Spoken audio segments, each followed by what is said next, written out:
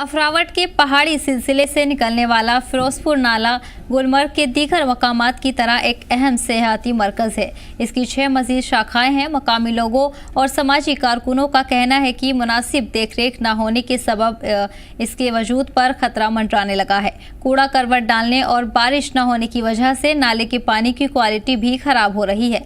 मकामी लोगों का कहना है कि मुतल्लका महकमे की अनदेखी के सबब इलाके के लोगों को पीने का साफ पानी नहीं मिल रहा है। माहिरीन का कहना है कि अगर मकामी लोगों और इंतजामिया ने इस मामले को संजीदगी से नहीं लिया तो तिंगमर्ग और उसके आसपास का इलाके में रहना मुश्किल हो जाएगा।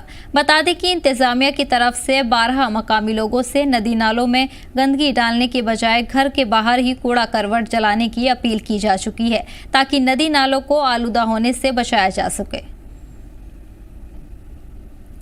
हमारे पीछे जितना आप देखें, दाएं बाएं आगे पीछे सारा कचरा पड़ा हुआ है। ये वो कचरा है जो हम बाज़ार से कोई भी चीज़ लाते हैं लिफाफों में, पॉलीथीन्स में, वो पड़े हुए हैं। यहाँ पे अपने घरों से निकाल के दूसरी जगह डालते हैं, चाहे बच्चों के डायपर हो इस्तेमाल के या बाकी जो भी प्लास्टिक्स की चीज़ें हैं। होना ये चाहिए था कि हर इंडिविजुअली घर में अपने साइड में कहीं पे जगह रखे जिसमें ये जगह जो है ये ज़ाया करे, चाहे वो जला के या और किसी। सुन्नत है अगर हम अपना माहौल, अपने घर का आसपास पड़ोसियों, अपना जो इलाका है हम सफाई रखेंगे।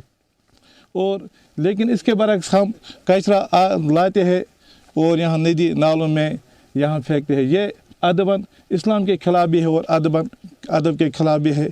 और गवर्नमेंट को भी इसके बारे में सोचना चाहिए कि जो हमारी आज जो हम मौसम चल रहा है, बर्फ़ होता था यहाँ लेकिन नहीं है, इसमें ये तो इसी चीज़ का वबा बनता है। और हमारे आमाल भी ऐसे ख़राब है, माशरे में बहुत सारी बुराइयाँ हैं लेकिन हम इसकी तरफ ध्यान नहीं देते हैं।